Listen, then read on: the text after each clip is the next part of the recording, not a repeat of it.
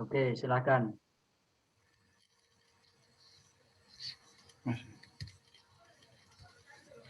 Tunggu dulu Pak, masih Pak ini Pak. Ya, silakan Pak Osnan, bisa mulai praktek mengajarnya. Iya Bu, masih dalam proses ini Bu, masih di proses sebentar Bu.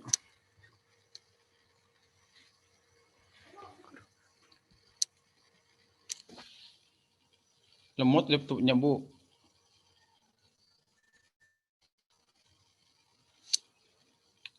Lemotnya ya.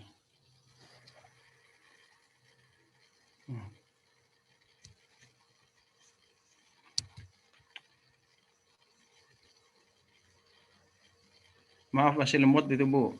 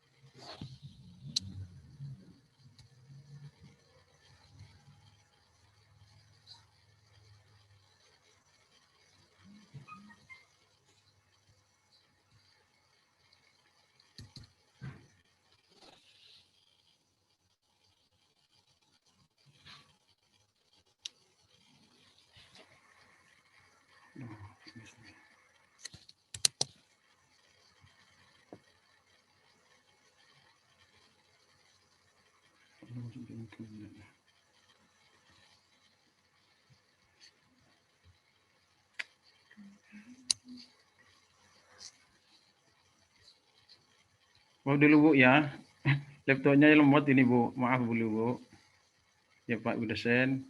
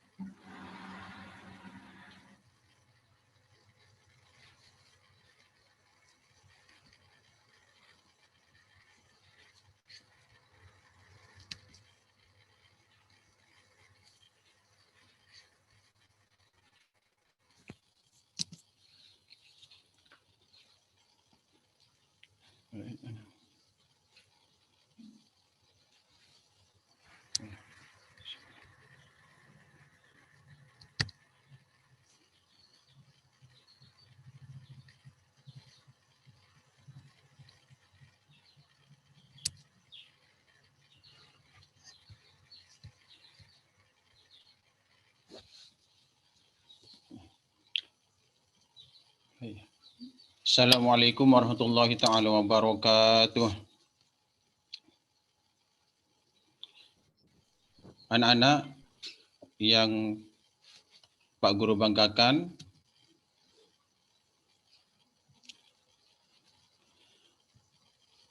dalam pertemuan pada kali ini, Pak Guru nanti sebelum melanjutkan pembelajaran ini, Pak Guru ingin menyampaikan semuanya. Bagaimana kabarnya anak-anak? Sehat semua? Alhamdulillah. Kemudian saya harapkan dulu sebelum pembelajaran,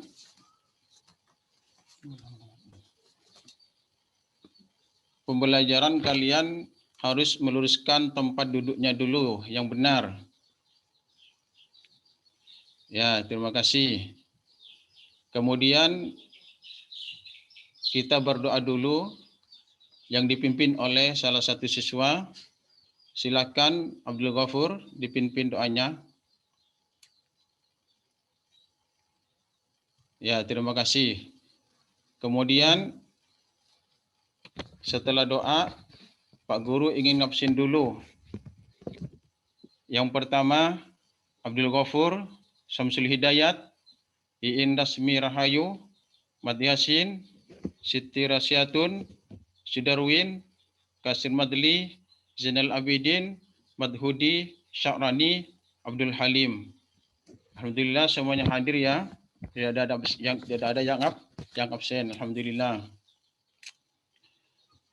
Kemudian anak-anak, setelah doa kita, setelah kita mengabsen, lalu Pak Guru ingin sedikit memberikan motivasi kepada kalian tentang masalah kurban.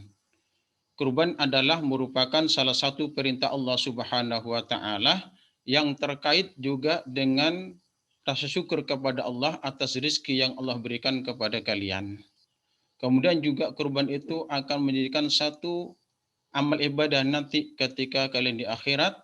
Dengan ikhlas kalian melaksanakan kurban, insya Allah nanti kalian akan mendapat manfaatnya di akhirat kelak. Anak-anak yang berbahagia, kemudian Pak Guru akan menyampaikan tujuan pembelajaran pada pagi hari ini. Yang pertama, kalian harus meyakini anak-anak terhadap nilai-nilai perintah Allah Subhanahu wa taala tentang masalah kurban. Kemudian juga yang kedua, kalian juga harus menunjukkan perilaku peduli dan rela berkorban dengan ikhlas karena Allah Subhanahu wa taala. Kemudian tujuan yang ketiga, kalian juga harus mampu mengomunikasikan tata cara kurban dengan benar dan baik serta bertanggung jawab. Kemudian selanjutnya anak-anak, setelah Pak Guru menunjukkan atau menjelaskan tujuan pembelajaran pada pagi hari ini, tentu kalian harus juga mengenal atau mengetahui tentang definisi atau pengertian kurban. Saya kira kalian kalau masalah kurban sudah tidak asing lagi. Karena kalian sudah mengetahui, banyak tahu tentang kurban karena di masyarakat kalian juga banyak pelaksanaan kurban. Anak-anak yang berbahagia, kemudian Pak Guru, konteks yang akan jelaskan Pak Guru pada pertemuan pagi hari ini adalah yang pertama, pengertian kurban. Yang kedua, jenis-jenis hewan kurban. Yang ketiga, ketentuan kurban. Kemudian yang keempat adalah hikmah kurban. Ini konteks yang akan Pak Guru jelaskan pada pertemuan kali ini. Anak-anak yang berbahagia, tentu kalian dalam masalah kurban sudah banyak yang tahu karena di masyarakat kita pada umumnya sudah banyak melaksanakan kurban. Oleh karena itu, Pak Guru ingin tanya kepada kalian, mungkin di antara kalian sudah ada yang tahu atau sudah banyak yang tahu tentang pengertian atau definisi kurban. Coba, siapa yang tahu? Ya, yang lain? Yang lain? Ya, bagus. Jadi definisi kurban adalah menurut bahasa yaitu menyembelih hewan. Kemudian menurut istilah adalah menyembelih hewan kurban pada waktu-waktu tertentu, yaitu pada hari Idul Adha sebagai bentuk pengabdian kita kepada Allah Subhanahu wa taala. Ya bagus. Kemudian setelah kalian mengetahui anak-anak tentang pengertian kurban, tentu kalian juga harus memahami, mengetahui hukum kurban. Coba yang tahu, siapa anak-anak yang tahu tentang hukum kurban? Oh iya, silakan Sya'rani. Ya, jadi hukum kurban itu adalah sunnah mu'akkad. Mungkin anak-anak ada yang tahu apa yang dinamakan sunnah mu'akkad? Oh iya, mat yasin. Ya, sunat muakkad adalah betul sekali. Sunat muakkad adalah sunat yang sangat dianjurkan oleh Allah Subhanahu wa taala. Sunat yang sangat dianjurkan oleh Rasulullah Shallallahu alaihi wasallam. Kemudian setelah kalian mengetahui tentang apa sunnahnya kurban, maka juga untuk meyakini kalian adalah dalil dalil kurban. Nah, dalil kurban ini anak tolong dibacakan anak-anak firman Allah dalam Al-Qur'an. Ya, Mat Yasin tolong dibacakan. Ya, alhamdulillah, bagus sekali bacanya. Ini adalah dalil kurban agar kalian lebih yakin bahwa kurban itu benar-benar perintah Allah Subhanahu wa taala. Kemudian berikutnya anak-anak, setelah kalian mengetahui dalil-dalil kurban, maka juga kalian harus mengetahui jenis-jenis kurban. Coba anak-anak, siapa yang tahu jenis-jenis kurban yang boleh dijadikan kurban? Oh ya, Kasih Madli. Jenis kurban adalah benar.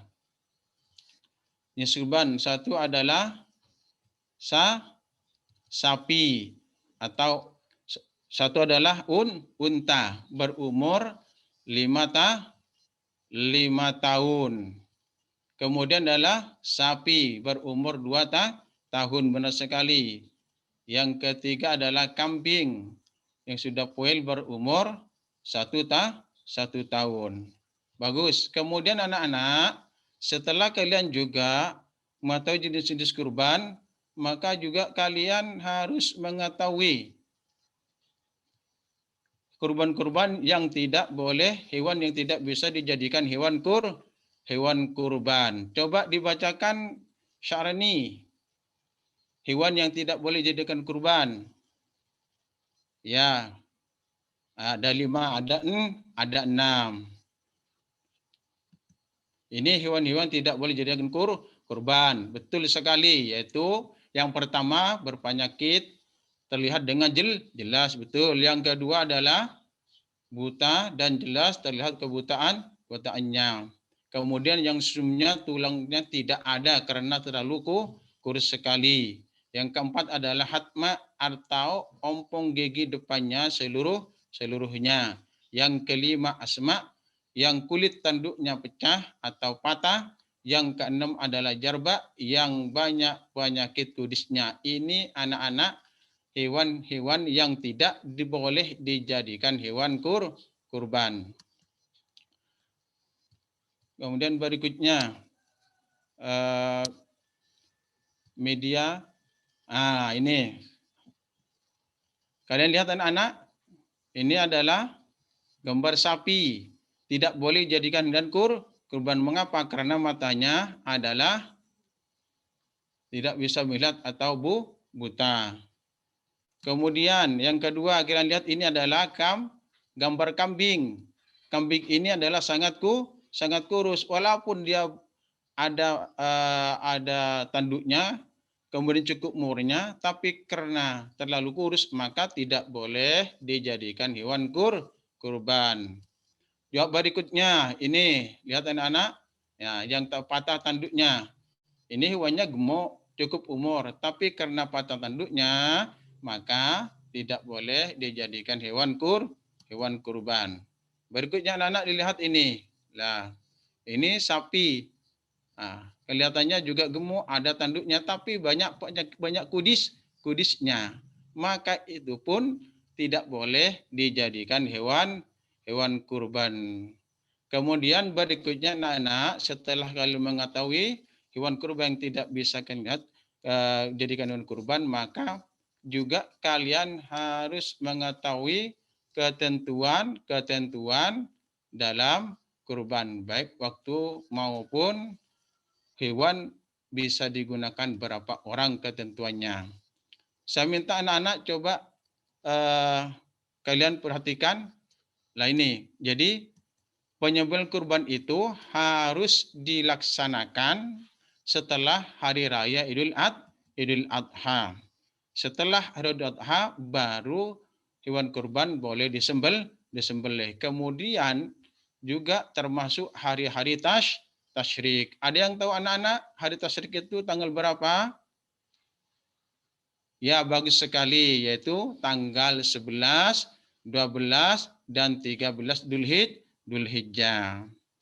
Kemudian anak-anak, ketentuan-ketentuan sapi itu bisa digunakan berapa orang, termasuk juga unta. Sapi bisa digunakan berapa orang anak-anak? Betul, 7 orang. Bagus. Kalau unta bisa digunakan berapa orang anak-anak? 7 orang, ya betul. Kalau kambing, satu kambing bisa digunakan berapa orang anak-anak? Satu orang.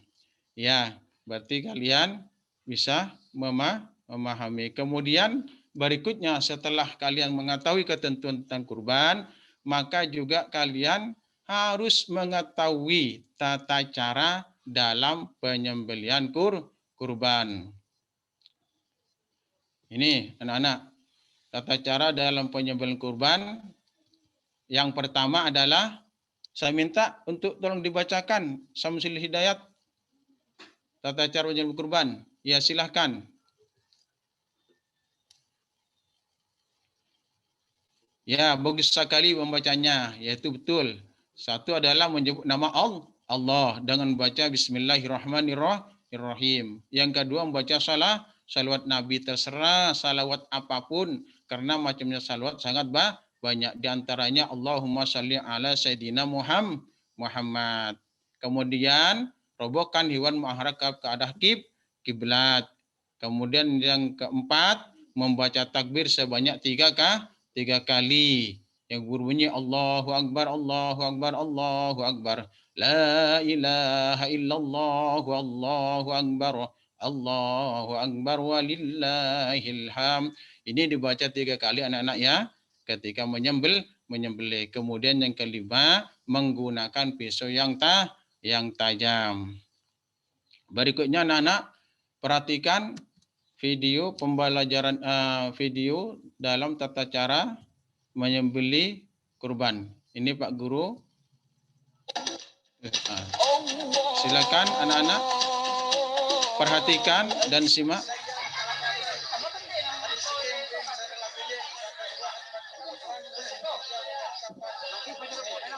Nah, ini yang pertama anak-anak.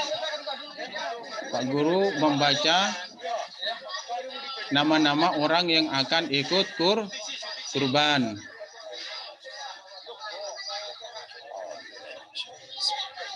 Kemudian berdoa bersama. Lalu tata cara dalam merobohkan hewan kurban sekaligus juga cara menyembelihnya. Perhatikan anak-anak. Nah, ini. Jadi disembelih dan diarahkan ke arah kiblat.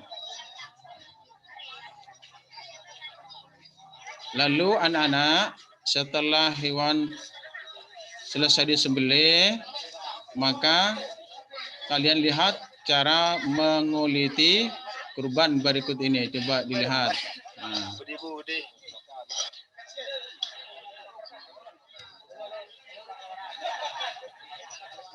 Berikutnya anak-anak ya.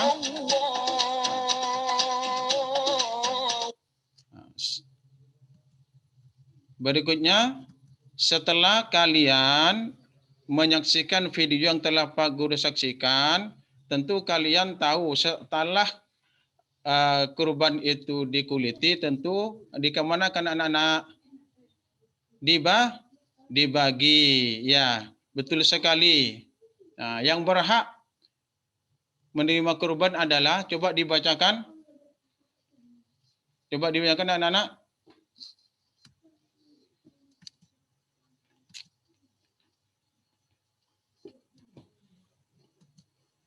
Ya, betul sekali. Yang berhak itu adalah, ini yang berhak menerima kurban ada 4.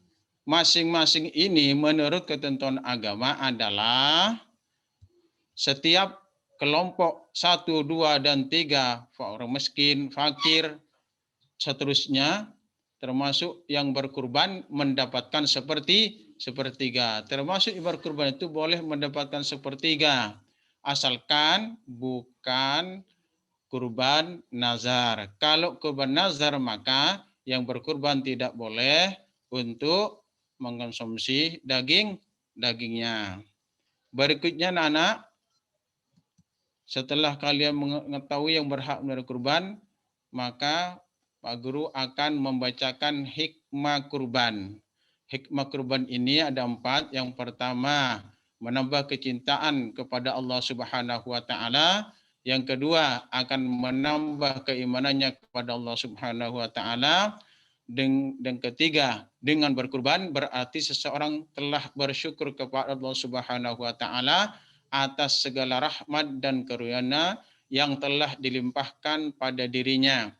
Kemudian yang keempat, hikmah kurban adalah dengan berkurban berarti seseorang telah berbakti kepada orang lain, di mana tolong menolong, kasih mengasihi, dan rasa solidaritas dan toleransi memang dianjurkan oleh agama Islam. Inilah anak-anak hikmah dalam kurban. Anak-anakku yang berbahagia, yang Pak Guru cintai, setelah Pak Guru menjelaskan tentang masalah kurban dari awal sampai akhir, mungkin Pak Guru sedikit review. Yang pertama adalah kurban, definisi kurban atau pengertian kurban ada 2, 1 menurut bahasa, 2 menurut istilah. Kemudian selanjutnya adalah ketentuan hukum atau hukum-hukum kurban, yaitu hukumnya sunnah. Kemudian jenis-jenis kurban, yaitu tadi unta, sapi, dan kambing. Seterusnya juga tata cara penyembelihan kurban, di antaranya membaca basmalah, membaca sholawat, kemudian juga menggunakan pisau yang tajam. Inilah pembelajaran kurban pada pagi hari ini. Kemudian anak-anak, setelah Pak Guru menjelaskan pembelajaran kurban, maka Pak Guru ingin kalian mendiskusikan tentang kurban tersebut, sejauh mana kalian memahami tentang masalah kurban. Pak Guru bentuk 3 kelompok anak-anak ya. Kelompok pertama terdiri dari 6 orang, kelompok kedua juga 6 orang, kelompok ketiga juga 6 orang. Masing-masing kelompok Pak Guru tentukan yang perlu didiskusikan. Kelompok pertama yang diketuai oleh Abdul Ghafur, Pak Guru menginginkan mendiskusikan definisi kurban.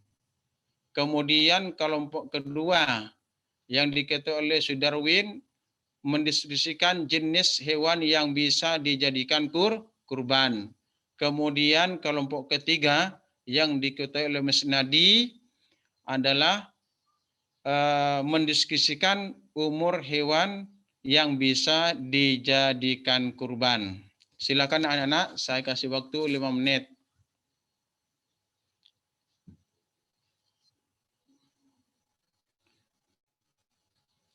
Setelah itu Pak Guru minta masing-masing kelompok untuk membacakan hasil diskusinya. Ya, terima kasih. Saya kira diskusinya itu berjalan dengan baik. Masing-masing kelompok bisa mempresentasikan materi yang telah Pak Guru sampaikan tadi. Kemudian anak-anak, setelah diskusi, Pak Guru ingin mengadakan tanya jawab. Yang pertama Pak Guru ingin bertanya kepada kalian semua, berkurban 1 sapi dapat digunakan berapa orang? Silakan siapa yang tahu? Iya, Sudarwin. Betul, yaitu 1 dapat digunakan 7 orang. Pertanyaan yang kedua, unta bisa dijadikan kurban ketika berumur berapa tahun? Silakan anak-anak, siapa yang tahu? Oh iya, Miss Nadi, bagus. Yaitu umur 5 tahun lebih. Alhamdulillah anak-anak, Pak Guru lihat kalian antusias dan bisa mengikuti pembelajaran pada pagi hari ini. Berikutnya anak-anak, kesimpulan. Mari kita simpulkan bersama anak-anak ya, kegiatan pembelajaran kurban pada hari ini. Kita simpulkan bersama. Ya, kesimpulan yang pertama adalah syarat hewan bisa dijadikan kurban. 1, cukup umur. 2, sehat. Ketiga, tidak cacat. Kemudian yang kedua adalah hewan yang bisa dijadikan kurban ada 4. 1, unta umur 7 tahun. Yang kedua, sapi umur 2 tahun lebih. Yang ketiga adalah kambing umur 1 tahun lebih. Kemudian anak-anak, kesimpulan yang kita simpulkan bersama yang terakhir adalah kurban harus dilaksanakan pada bulan Dzulhijjah yaitu tanggal 10 serta hari tasyrik yaitu tanggal 11, 12, dan 13 Dzulhijjah. Inilah kesimpulan pembelajaran pada pertemuan kali ini. Insya Allah minggu yang akan datang anak-anak kita akan praktek tentang kurban agar kalian lebih mantap lagi dalam memahami tentang kurban. Baiklah anak-anak, mari kita tutup pertemuan kita pada kali ini dengan doa kafaratul majelis. Mudah-mudahan ilmu yang kita pelajari pada pagi ini bermanfaat. Amin ya rabbal alamin. Kita mulai. Bismillahirrahmanirrahim. Subhanakallahumma wa bihamdika astaghfiruka wa atubu ilaik. Sekian anak-anak, Pak Guru akhiri. Assalamualaikum warahmatullahi taala wabarakatuh. Waalaikumsalam warahmatullahi wabarakatuh.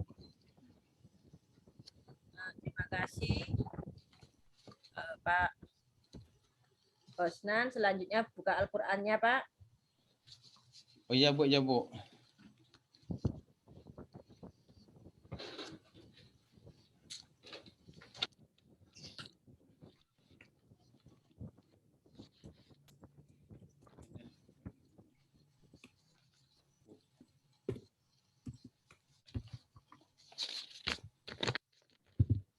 Buka Al-Baqarah ayat 22, Pak.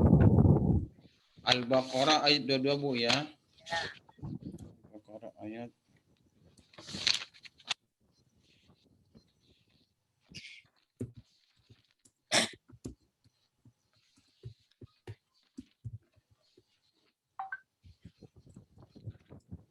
Ya Bu, sudah Bu. Baca, Pak.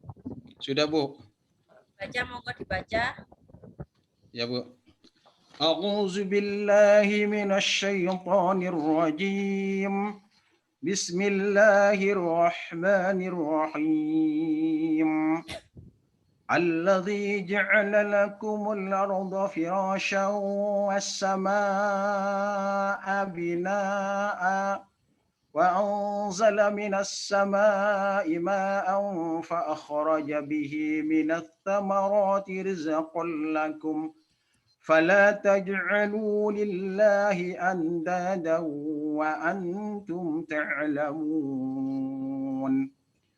وإن كنتم في ريب مما نزلنا على عبدنا فأتوا بسورة من مثله وادعوا شهداءكم من دون الله إن كنتم صادقين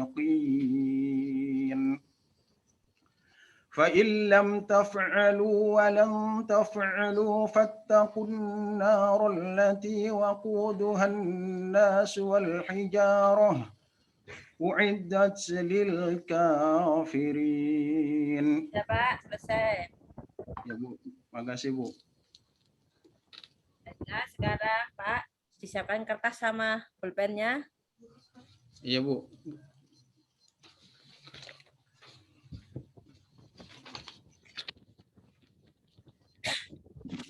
tulis. Sudah siap? Belum Bu, belum Bu.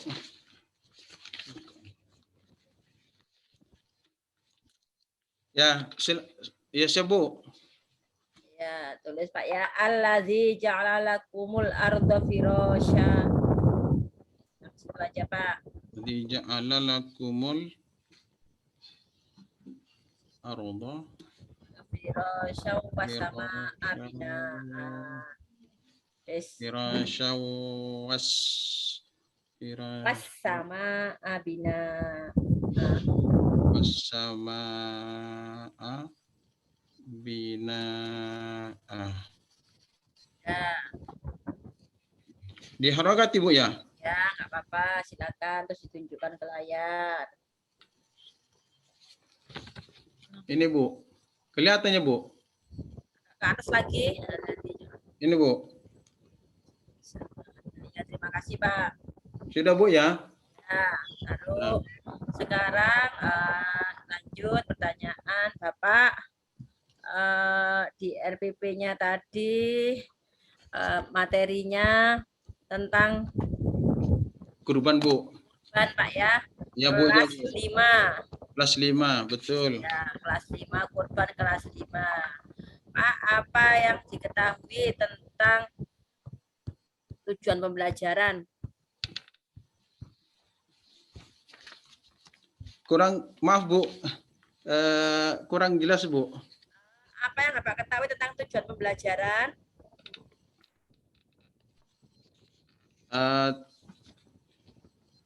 Tujuan pembelajaran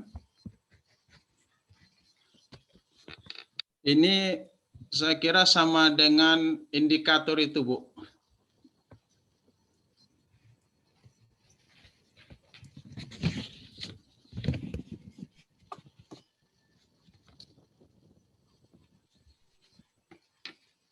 Ya, Pak, kalau menyusun rumusannya tujuan pembelajaran dengan indikator itu sama enggak? Beda Bu, beda Bu. Bedanya di mana Pak? Perbedaannya setahu saya di IPK Bu. IPK-nya Pak harus apa? Ya di IPK malu saya Pak. Yang sebut IPK itu maksudnya adalah indikator pencapaian kompetensi Bu. Ya, kalau di tujuan mengapa, kalau di indikator mengapa? Kok beda?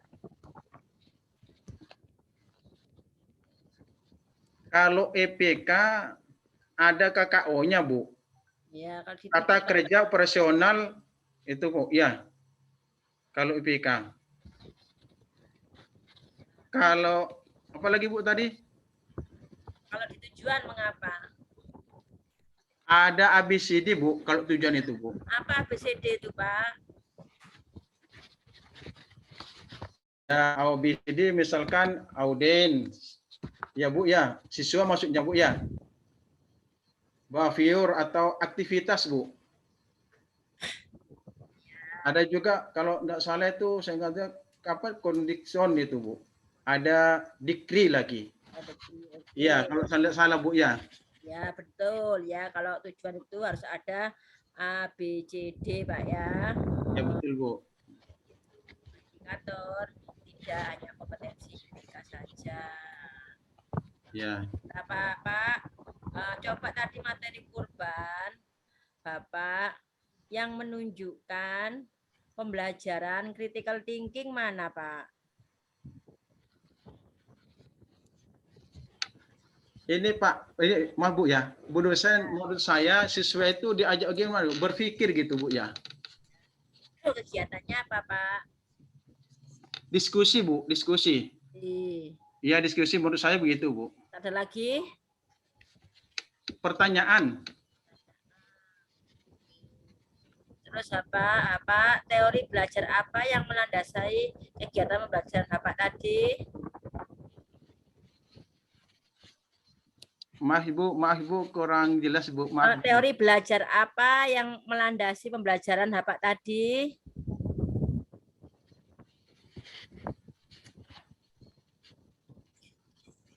Ya, teori behavior Bu. Mengapa kok menjenengan memilih behavior? Pembiasaan anak-anak Bu. karena kurban ini. Menurut saya begitu, biar nanti anak itu bisa mempraktikkan dan seterusnya gitu. Apa sih teori behavior itu, Pak?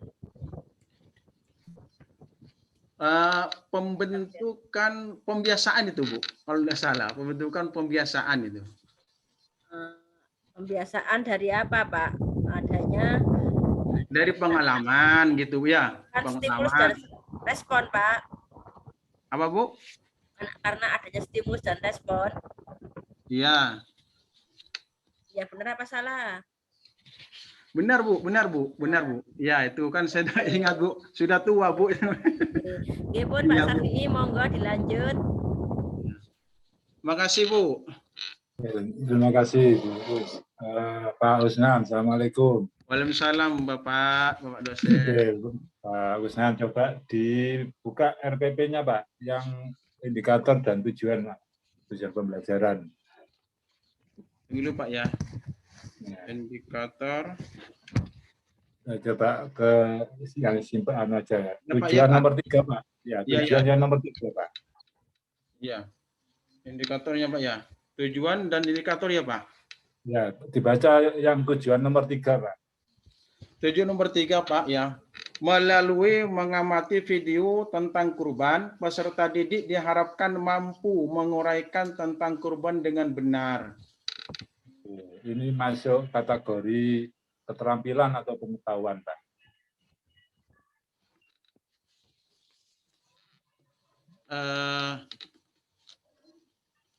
Menurut saya, Pak,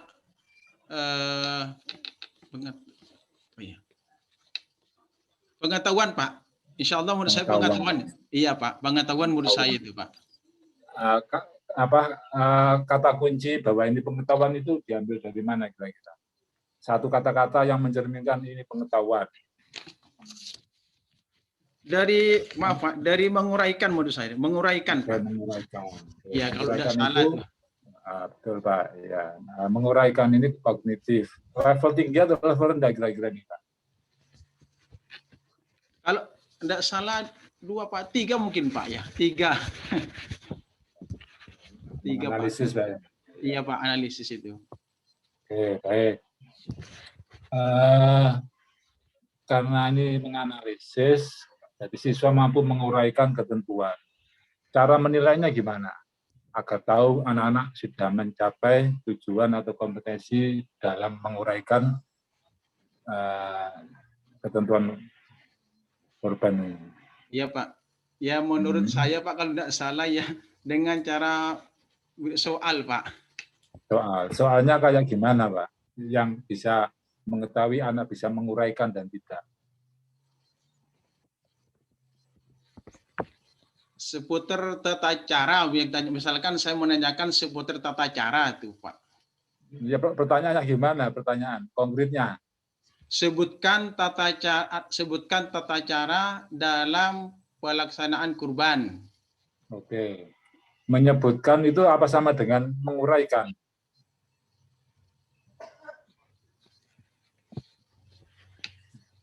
Hampir sama, Pak. Maaf, Pak. Grogi, Pak. Iya. Kalau sebutkan tata cara, berarti kan kalau anak-anak bisa menyebutkan, berarti kan kompetensinya bukan kemampuan menguraikan, tapi menyebutkan tata cara. Oh iya gitu, Pak, ya. Iya. Misalkan sebutkan, anak-anak bisa menyebutkan, dapat nilai 100. Berarti itu kan kemampuan menyebutkan tata cara. Padahal tujuannya adalah kemampuan mengurai. Betul, Pak. Iya, betul. Iya. Itu berarti soalnya tidak sesuai dengan tingkat kognisi indikator ya, Pak, ya. Ya, yang ada di indikator. Kalau di indikatornya tingkat tinggi ya tingkat tinggi pertanyaannya. Itu, Pak, ya. Oke, baik, nggak apa-apa. Iya, Pak. Nah, ini satu tujuan tentang ketentuan. Ketentuannya itu apa saja, Pak? Ketentuannya itu atau spesifik ini. Ketentuannya waktu, Pak. Maaf, ketentuan hewan yang yang digunakan, Pak. Maksud saya. Nah, Iya. itu berarti ini biar untuk menyempurnakan aja. Jadi di indikator dan tujuannya harus spesifik dengan ketentuan secara umum. Bisa dibagi tentang waktu penyembelihan, jenis hewan yang bisa dibuat kurban, syarat-syarat hewan yang bisa dibuat kurban. Nah, itu Pak ya. Jadi jangan di satu umum gitu. Nah, Iya, Pak. sehingga Iya, Pak. ketika spesifik nanti penyampaian materi ajar yang mau disiapkan dan proses pembelajarannya juga enak. Iya, Pak. Iya, Pak. Ya, oke, baik. Iya. Ya. Terima kasih, Pak. Sekarang di situ ada mengamati video. Di tujuan itu melalui atau setelah mengamati video, siswa bisa menguraikan ketentuan hewan yang bisa dibuat kurban misalkan. Nah, ini mencirikan pendekatan yang berbasis teknologi atau tidak kira-kira?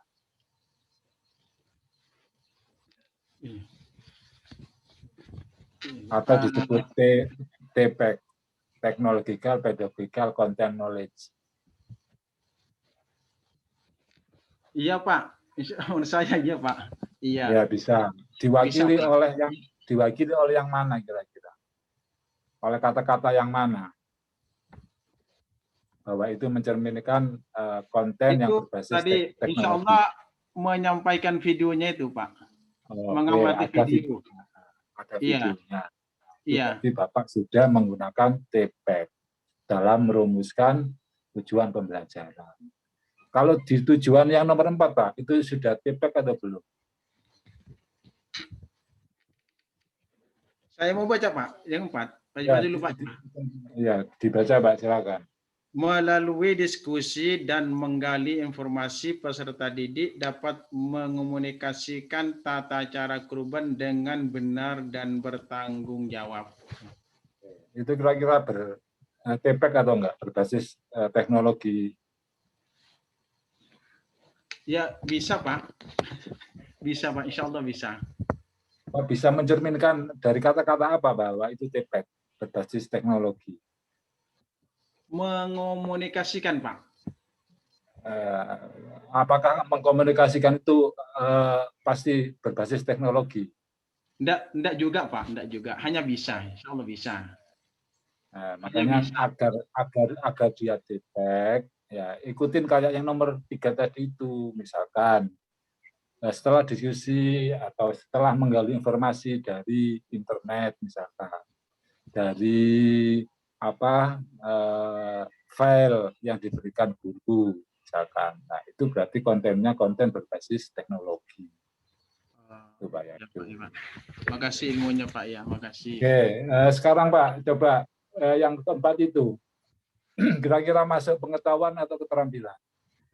Keterampilan menurut saya, Pak. Keterampilan. Kata kuncinya di mana, Pak? Mengomunikasikan itu.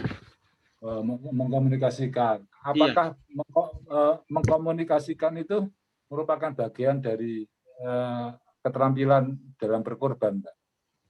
Iya, Pak. Iya.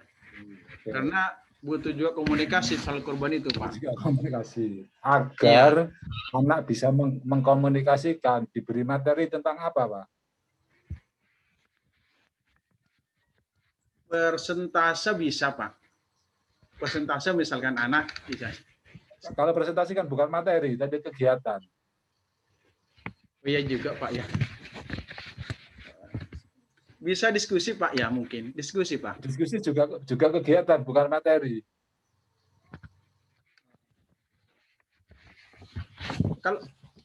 Kalau Pak, pengertian mungkin, Pak. Pengertian. Kenapa pengertian? Coba bisa mengkomunikasikan tata cara berkorban. Misalkan materi faktualnya, Pak, ya. Sudah materi faktual.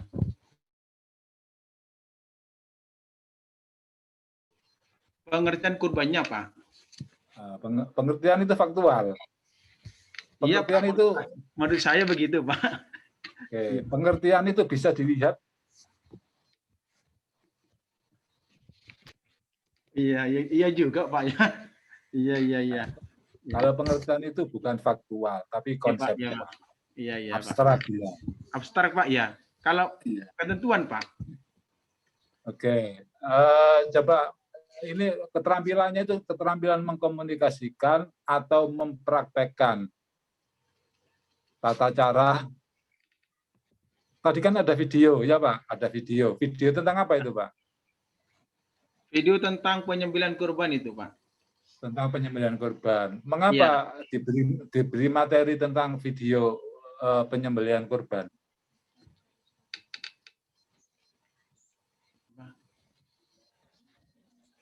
Biar apa namanya itu stimulasi itu Pak, istilahnya apa itu Pak?